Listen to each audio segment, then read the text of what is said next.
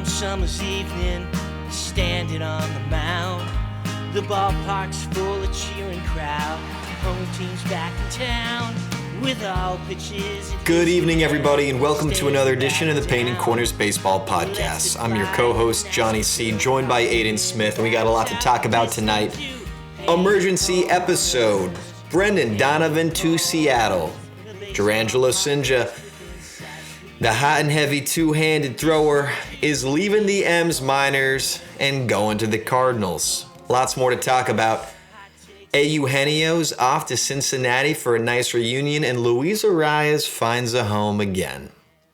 What will we be talking about tonight? What's getting your goat? What's getting you excited about this little lull in the hot stove that just got another spark to the pan, Aiden? Yeah, good evening, Johnny. I think, really everybody in Mariners Nation was kind of reeling from the loss of Geno. I think early in the offseason, there was a pretty decent confidence about the Mariners being able to bring back Jorge Polanco. And I think the Mets just came out on top with an offer that Seattle wasn't going to match. And then there was optimism about maybe bringing Geno back when he had the underwhelming market. And when you see that the Reds got him for $15 million, it's kind of hard to imagine that Seattle couldn't have matched that. So that was definitely a little disheartening. But to see them pull off this deal, you get 2 years of Brendan Donovan. He can play, 4 or 5 different positions, at least sporadically. He's a plus defender in left field and second base. He's an above average, offensive piece as well. You're getting 2 years of a guy in his prime. You're giving up a glove first third baseman and Ben Williamson, and then you got to give up Jurrangelo Cinnje, the switch pitcher, who I actually interviewed during the 24 draft. And then you have Ty Pete, who's kind of a toolsy guy who, has a K rate north of 30% back-to-back seasons in the minors. So, the jury's still out. If he can put it all together, he'll be a stud. But there's a really good chance that he just never is able to, make enough contact. But he's definitely worth a buy, though, for the Cards. Ty Pete. Sounds like the owner of a Muay Thai gym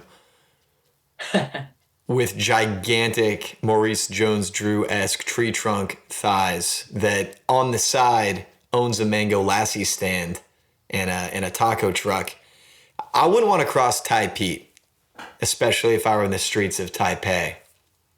I'm a Type A guy, I'm a Type A guy. I got to be on my shit when I'm traveling overseas. Speaking of, travel, Brendan Donovan has kind of like a rise, whom we'll get to. I've been getting a rise out of the prospect of Brendan Donovan coming on over to the Stros. He's just this wonderful little plugger of the holes who can play many positions, phrasing.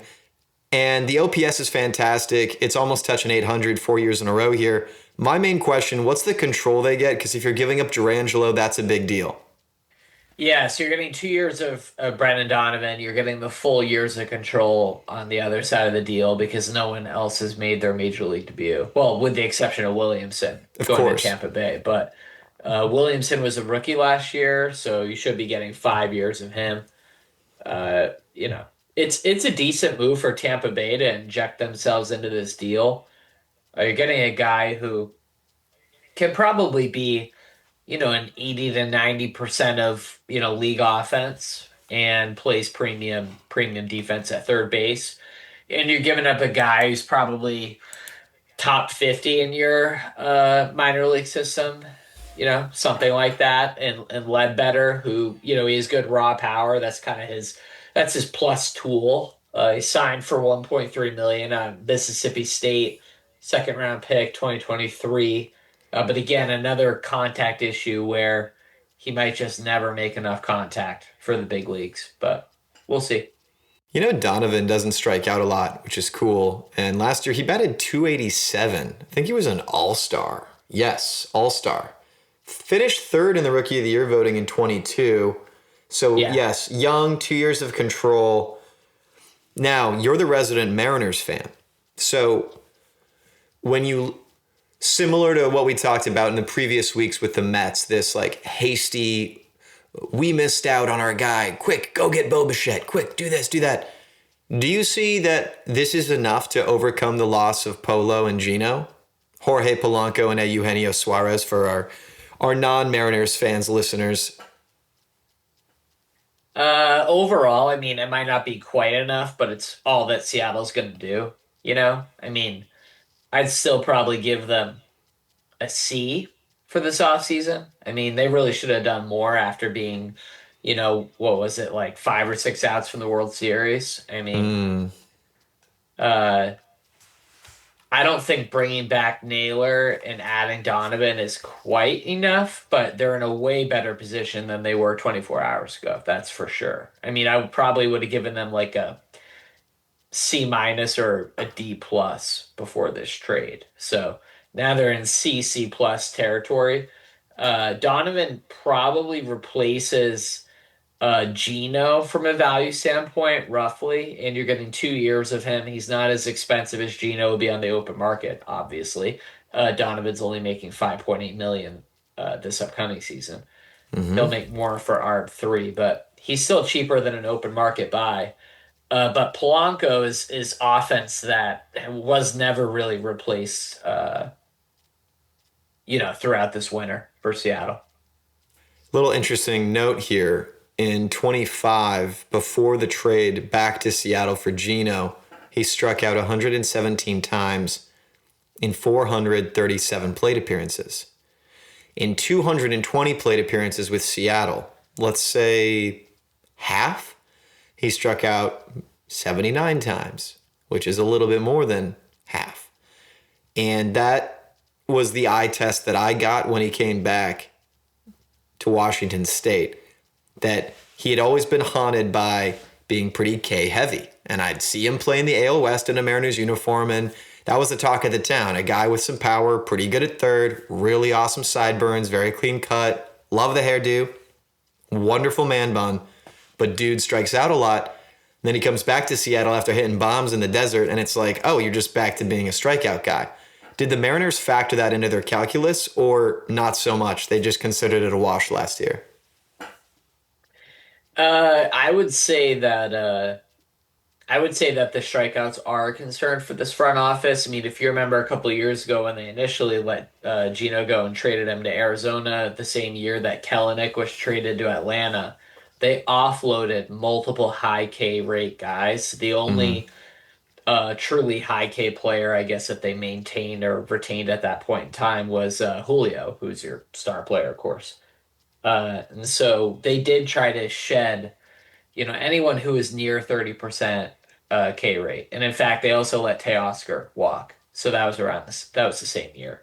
And so that was definitely a factor in their decision to trade Geno away. Now, fast forward to this past trade deadline, you needed a guy who you could plug in the middle of your lineup, give you some bop.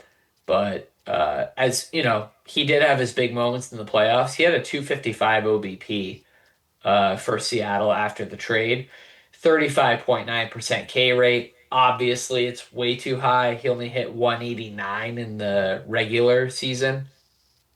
So he did struggle, and he had a 35% K rate in the postseason as well. So, the strikeouts are definitely the wart for Suarez, for Eugenio. There's no doubt about it.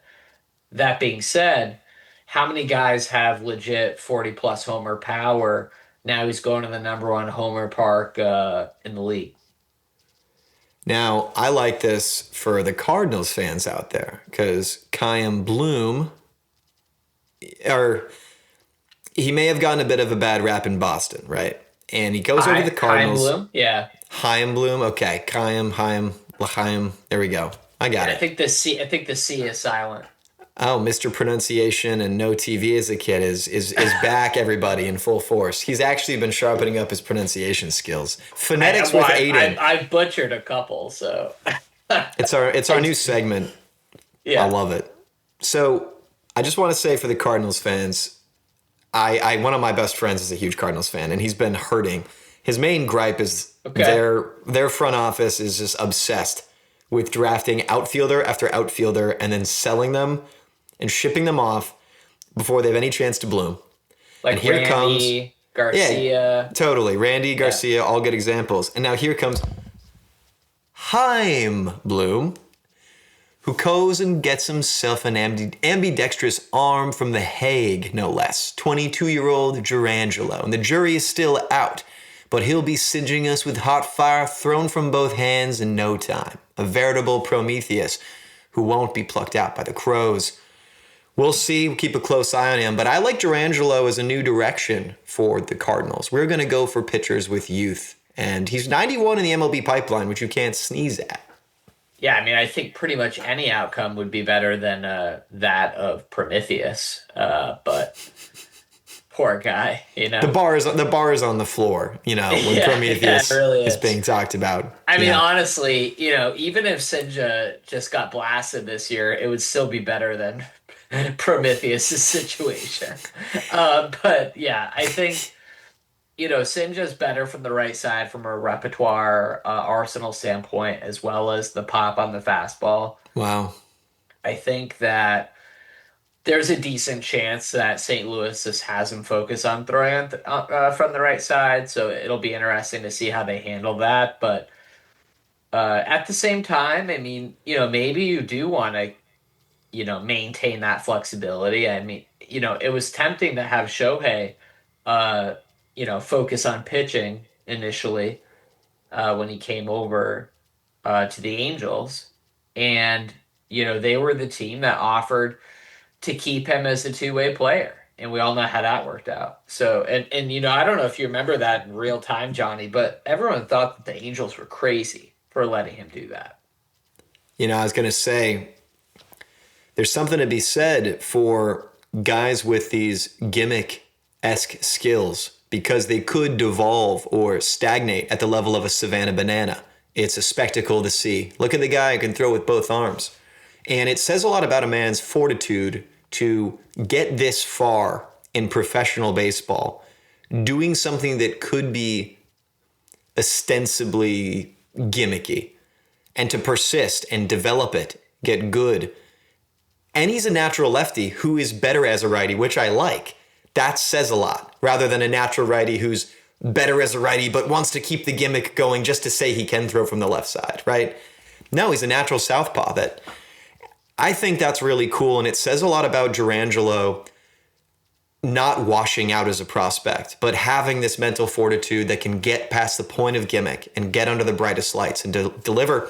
One last point, when you have a really good pitcher, say like a Bob Gibson, it wasn't the saying with him, but there was this old saying that's like someone and pray for rain in a World Series, right? You get your two best pitchers is all you need, and you can make it through this series if you can get rained out in one of the middle games.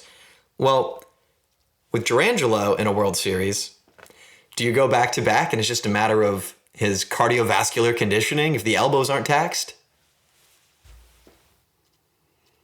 Yeah, I mean, we'll see. I think that with Cinnje and, you know, your point about having unique skill like that can lead to some people being looked at as a Carney of sorts, right? Right. But I think once you get to the upper levels and you're able to pull it off, I think that you're shedding that a little bit just because of how difficult it is to do at that level.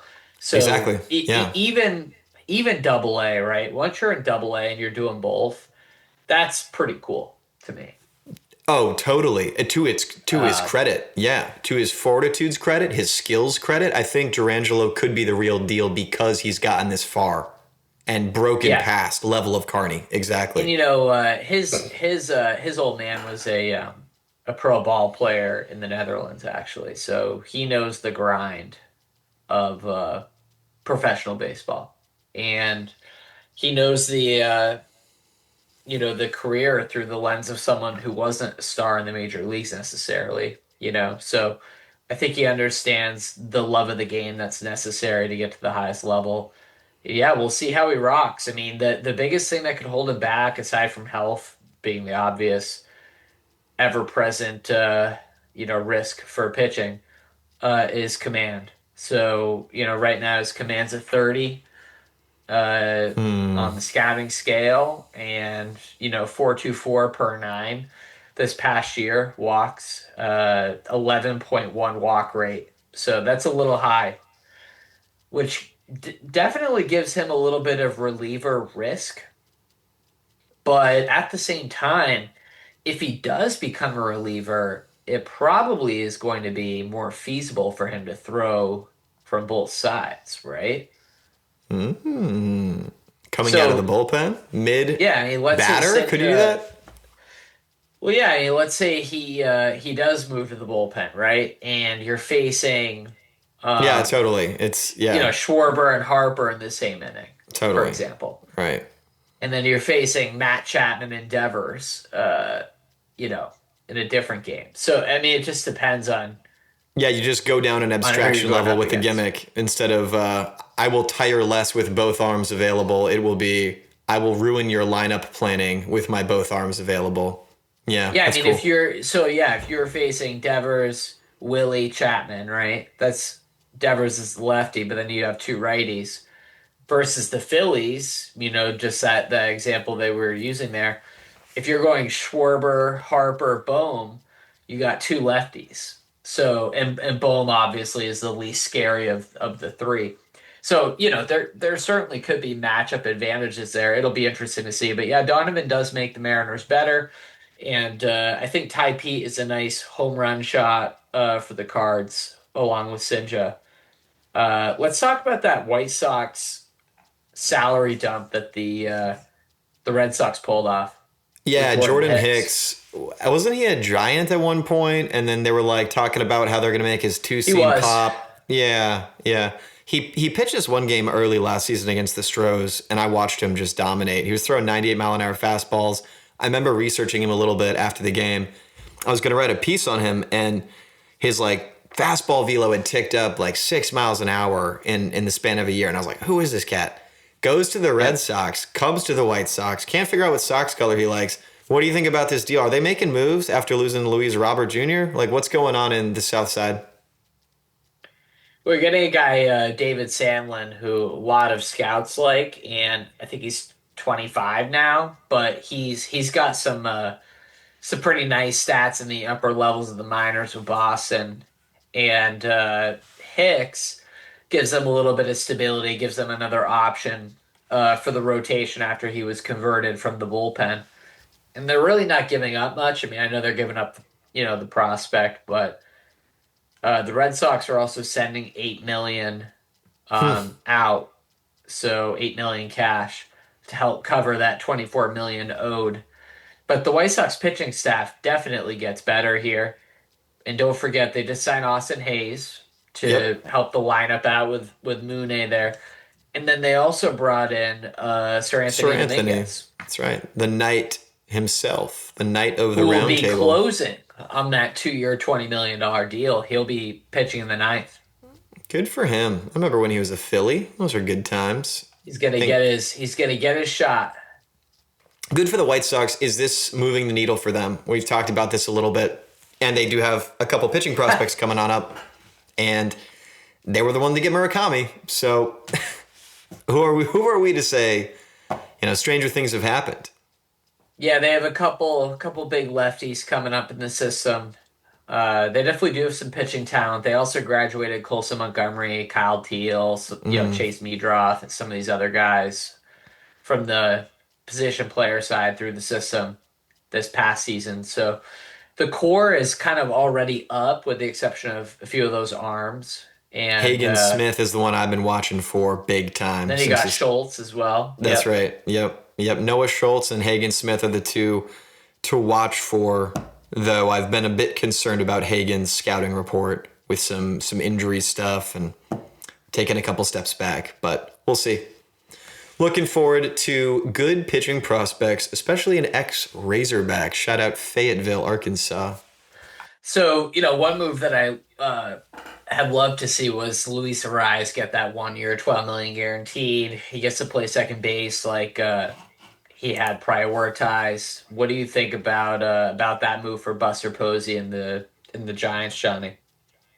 I'm very excited. I've always had Luis Arraez on fantasy baseball teams because he's a hitter's hitter, slapping singles all over the place. A little bit like Paredes, we spoke about last week, although Paredes is more prone to certain ballparks. What I mean is they share low barrel percentage, low average exit velocity, things like that. Difference being, Luis Arraez doesn't really hit home runs. He hits singles and doubles without speed. And he really wanted to play second base. He got his wish. Didn't get the multi-year deal he was seeking, but I like this for the Giants because Arraez, being the batting champion, I think a few years in a row, maybe just a couple years in a row, 23, 24. 3 years in a row. Okay, yeah. Cool. It gets me excited that they're able to make moves. Being a big market team that's always chomping at the bit, just a little bit behind the Dodgers, right? Missing out on the Otanis and the Judges and Correa because of the health thing. I'm sick of talking about the Giants as this awesome traditional franchise that we want to love and we want to root for, but they're always just a little bit one step behind of getting the next guy, the next piece. So I really love this for them. Go Giants, Oracle Park, Giants by the Bay, say hey. What do you think? So first, before I get into what I think, couple stats. What do you think Luis's career K rate is? 5%. 6.1. Oh, that's pretty good. So not bad. So that's pretty great. So since 2000, minimum 3,000 plate appearances. Okay. Yeah. Luis is second since the turn of the century. Okay. Who do you think has a better K rate than Luis? Ted Williams. Well, since 2000. Oh, yeah. I don't think we've thought out Ted since we put him on ice. Since 2000, Tony Gwynn. No, too late. He's 90s. Better K rate. Who's patient? I don't know. Do you want me to give you a hint? Yeah. Give me a hint. First name's Juan, and he played on the Marlins. Juan Uribe? No. Wait, he was a White Sox. What am I talking about? Juan Pierre. Juan Pierre. You remember Juan Pierre? That's a name I've not heard in a long time. 5.8%. Oh my gosh. I totally forgot about Juan Pierre. Fun fact, I've got a coworker, a good friend of mine. We play this game where randomly, it'll just be in the dead of night on a random day. We'll text each other kind of obscure early 2000s baseball player names. It's a very specific game, but Juan Pierre is perfect. Thank you very much. It's a good one. If you're looking for a good name, such a good name. When your turn comes around, I'd go with Frank Catalanato. Dude. You remember Frank, dude? He was awesome. Okay, by the way, Juan Pierre would be an amazing name for like a South American, general on horseback in the 1800s, late 1700s. Just you're talking about like when Bolivar, Simon Bolivar. Yes, dude. Countered Juan against Pierre. the Spanish crown. So we're talking 1820. Yeah. Yes, dude. Juan Pierre is that name. I hear you. It's awesome. I hear you. Let's go. It's right there. That's a good name. Thank you. Yeah, we got this. This is the Painting Corners baseball podcast. We're actually working on oil paintings for our Simone Bolivar types. That's what Painting Corners is all about. That's like a nice Caracas nobleman name. That's crazy because I was reading about how Curacao is where. Yeah. Yeah, guess who hails from there? Jurrangelo And Andrew Jones. Dude, crazy. Well, that Andrew explains Jones. the Dutch connection because Andrew Jones, he was Hall of Fame inductee. The Holland Hall of Fame, huh?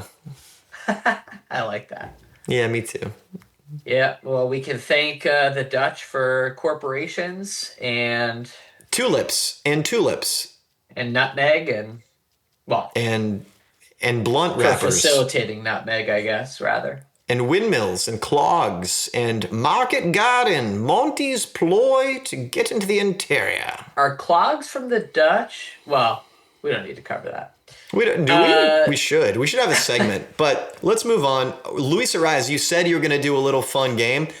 You did your game, but I want to hear your take. What do you think about Luis Arraez going to the Giants? Yeah, I did do my game. I mean, I think for the Giants, there's a little bit of Luis is not Nico Horner going on. What? Explain. Yeah, our fans' little ears bit. are burning. Well, Nico's like 6B war guy last year. You know, he's a Gold Glove level defender, very good base runner. You know, has a plus hit tool. Doesn't have a ton of pop, but neither does Arraez. And we know that the Giants made a play for Nico, and we think that they made a play for Donovan. I think they kind of panic signed Arraez to play second base. I mean, it works, right? Like, and I'm a huge Arraez fan.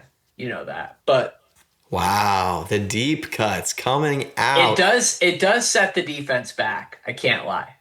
Yo, the funny part is he's like demanding to play second. It's kind of like saying, it's like farting in an elevator and being like, do you guys smell that? You know, it's just a little like, it's a little pick me. It's a little insecure. It's like, bro, like if you have to beg, like you probably shouldn't play second. Go play left field like Altuve, you know, just do something crazy. Is it pick me or is it like, yeah, or is it just like demanding something that no one else wants? Yeah, see, I hate these modern words like gaslight. I just pick up things like pick me and I'm like, oh, that kind of feels like a good place to use that. I feel like Luis is gaslighting us by telling us he's a second baseman. You know what? Remember we used to just call it like being dishonest? We didn't have these other words. Yeah. That was that was nice. And but, now I'm triggered God. because you know, Luis and Willie are going to be playing up the middle all year together, and then you got Raffy at first. I mean, that's a rough right side of the infield. I'm just glad I have a pop filter after that percussively plosive burst of laughter emitted from my lips. That is a joke of an infield no knock will miss a hole because it will find a hole. Plenty of knocks will be scored against them. Raffy and Luis on the same side is going to be tough. Dude, you know what's tough though? The fact that Willie Adames looks like Wario or Waluigi. I love it though. I love it. I love the energy. I got to stop hitting the mic. So let me ask you this, right? So if you have a reliever, right? And we all know that they don't field. So let's even say that you have like a left-handed reliever, meaning when they finish their motion, they're kind of falling over toward third base, right? Totally. Yeah. Like Matt Gage or Eric Miller in that bullpen. Whoa, bunt singles to the right side are going to stink. So if you have Miller or Gage on there, you poke a bunt over there, man. Oh, dude, I'll drag that ball. I'll drag bunt.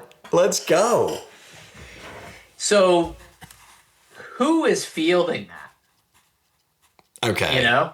We're gonna have to have a talk with the Giants strength and conditioning coach. Well, you have rookie manager Tony Vitello out of Tennessee who's running the ship over there.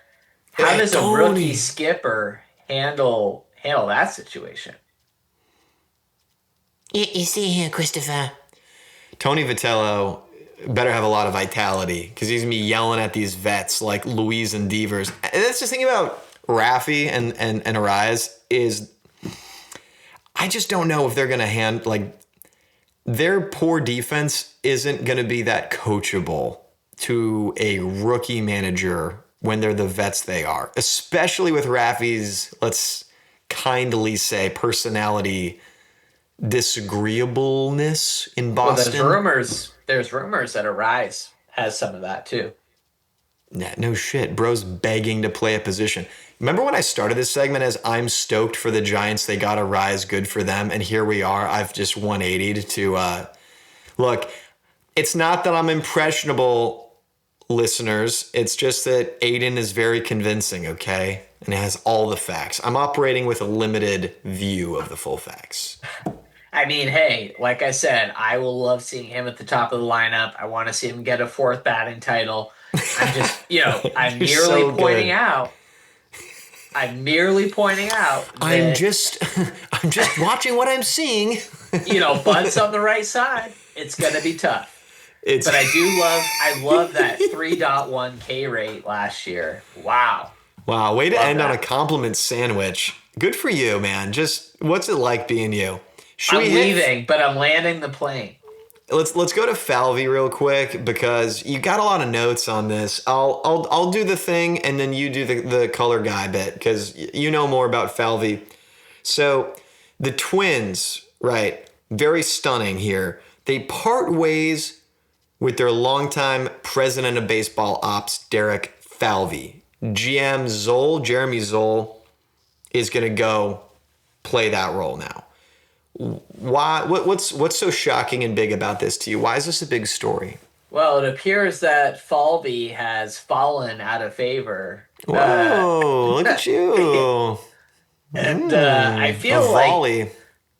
I feel like GM Zoll is like a Superman villain or something. Whoa, dude! Yes, like Invader Zim. Yeah. It's like GM Zoll. yeah, exactly.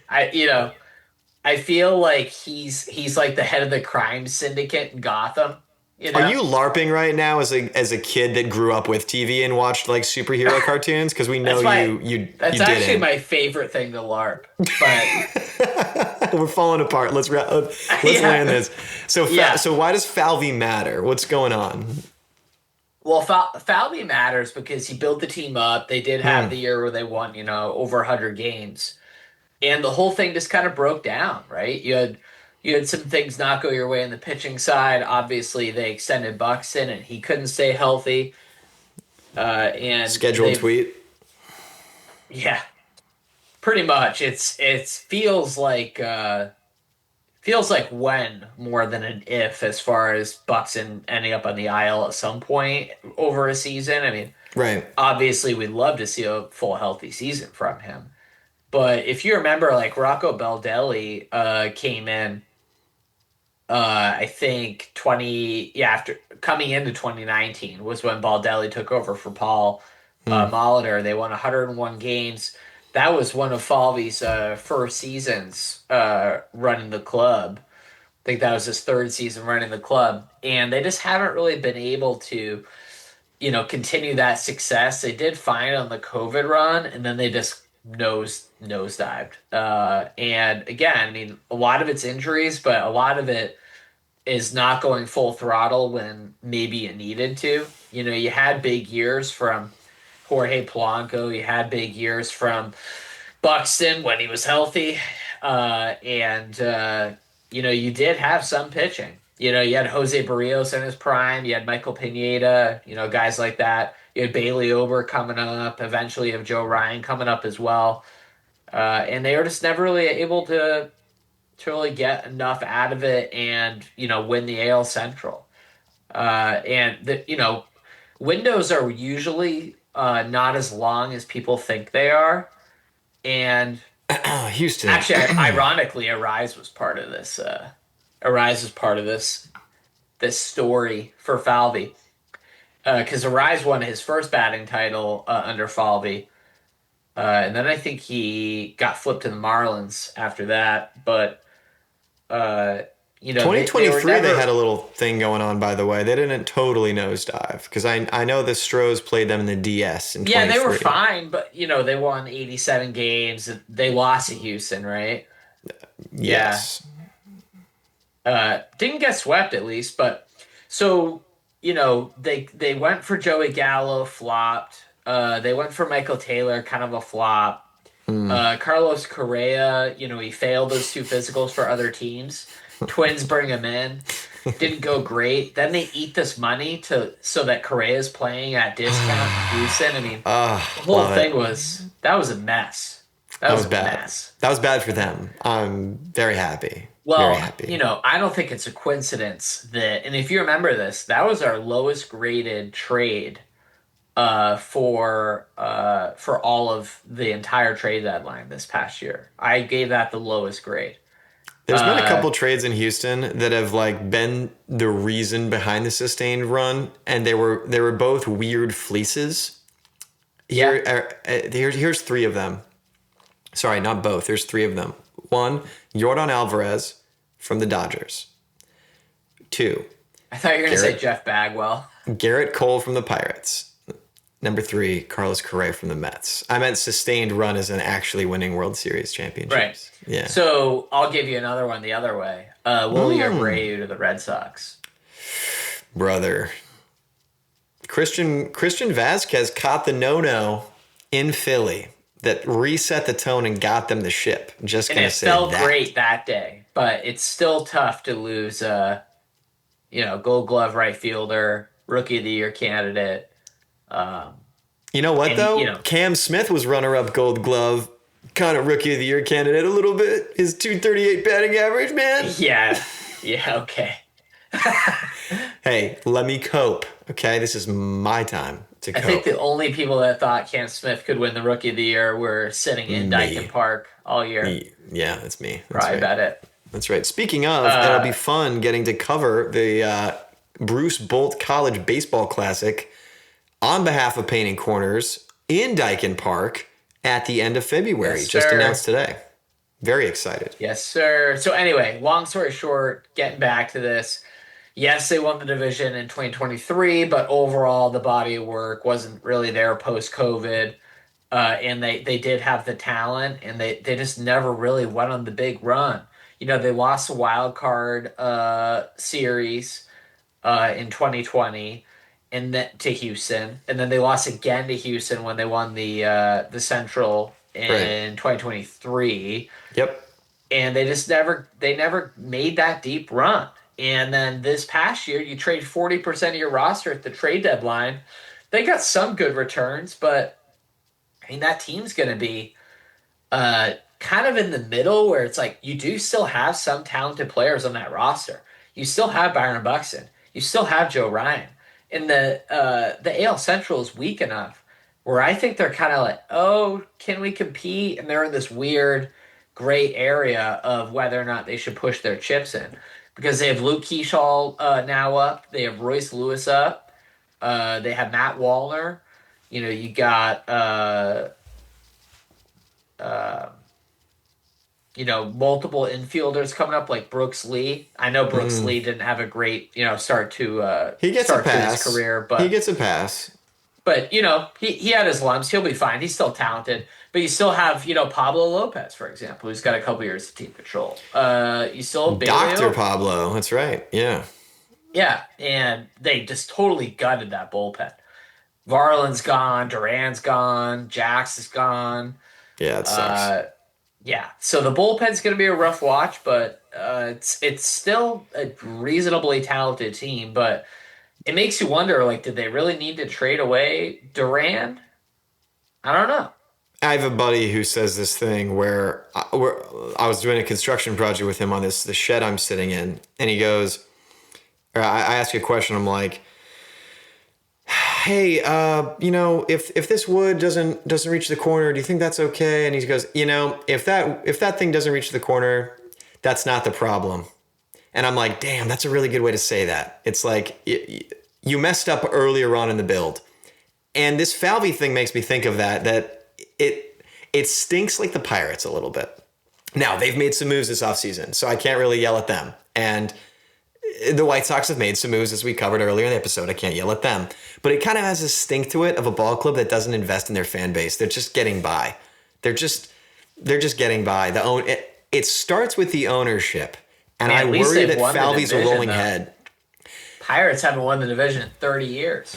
Right, but is it better to be that bad because at least it's honest rather than this morphine drip of mediocrity? Yeah, it's a morphine drip. I guess you could say it's more like having chocolate. You think you're about to have a delicious chocolate sundae, and then you realize that it's basic ice cream, and it's like a grocery store brownie, and you're like, I mean, it's okay, it's so good, but it's not what I thought it was gonna be. It's not what I envision when I close my eyes at night and think about a brownie sundae. Who does that? Just go to Whole Foods and buy Ben and Jerry's pint and face it on the couch. That's what a sensible person would do. We are not sponsored by Ben and Jerry's yet, Johnny. We got to get that going. Salted caramel core for life. I think Falvey's a rolling head to cover up the cancer within. The ownership does not invest in the team in the way it needs to. This is not mere miscalculations by poor management and baseball operations presidents. I think that this is a head rolling to keep the cash cow going in Minnesota a little bit longer. I think it's a morphine drip of mediocrity, and it's sad to see for the fans that deserve better. The guillotine is out. Look, here at the Painting Corners Baseball Podcast, we like to deliver the heat, however much it may singe you, like Jurrangelo Cinnje. Cinnje the Ninja. We're still working on a nice little nickname for him. Maybe call him War Crime because he's from The Hague.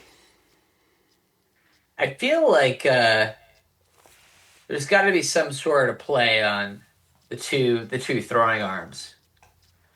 Okay, so Cinnje, we'll work on it. We're going to workshop it. But on the note of poor teams that kind of just turn themselves into cash cows of mediocrity, the A's are working their way out of it by signing the coveted, beloved, young, awesome pup Jacob Wilson, age 23, 6th overall pick in the 2023 draft, to a big boy deal. Shout out him. Nick Kurtz, Jake Wilson, man, becoming lifelong, or at least buying out their years of arbitration. Oakland, Vegas, Athletics. With a couple good of free for them. agent years. Good for them.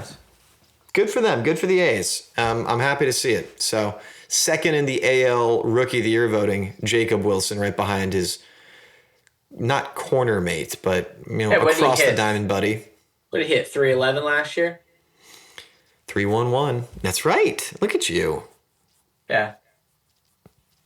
The contract is very similar to Tovar. Tovar signed a 7 years, 63.5, but that was also signed a couple years ago.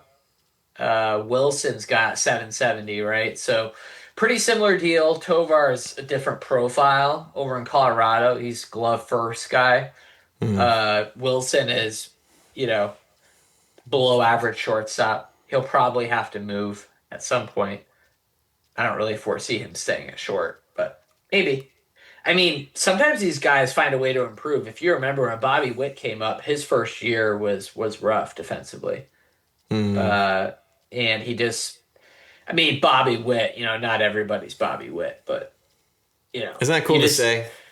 Yeah. You just tell Bobby, Bobby, wouldn't it be cool if you were the best guy in the league at this, and then he works at it for 3 months, and then he just is? There aren't a lot of guys like that. I love Bobby Witt because it's not that often you get a guy to come up that's a touted rookie and that's hyped, and he just he overshoots the hype and he just keeps going. It's cool to be a contemporary of a great like Bobby Witt Jr. I think he's on track. So listen to this, right? 22, negative 22 DRS rookie year. 2024 Gold Glove. 2025 Gold Glove. Oh my gosh. Right? That says more. Yeah, that says more. Back to back. After being bottom of the league. Wow. Not comeback a lot of guys stories, can do man. that. Comeback stories. I love that. Yeah. We all love that arc. We all love it.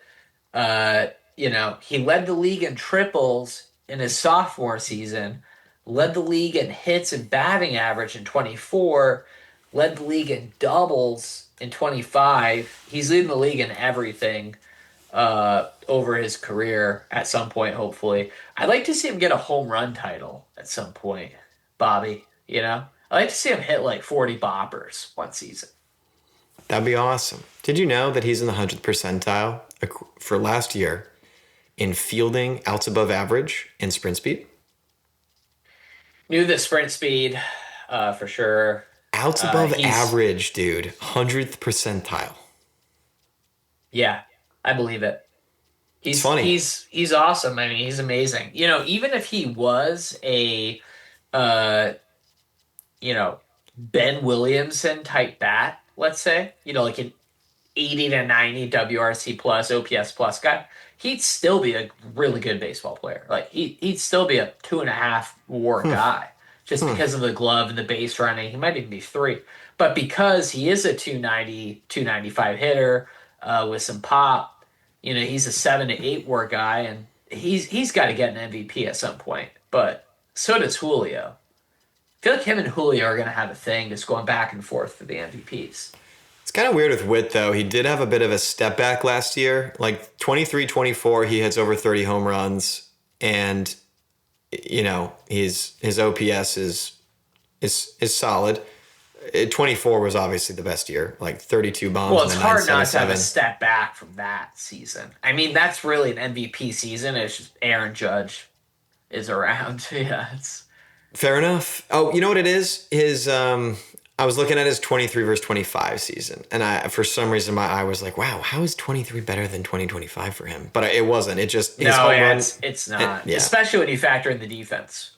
Right. The home runs and stolen bases take a step back, but batting average, on base percentage, slug, and OPS and defense all right, Johnny, ready? Big. We're gonna wrap here, but I want you to predict the AL MVP and NL MVP for this upcoming season.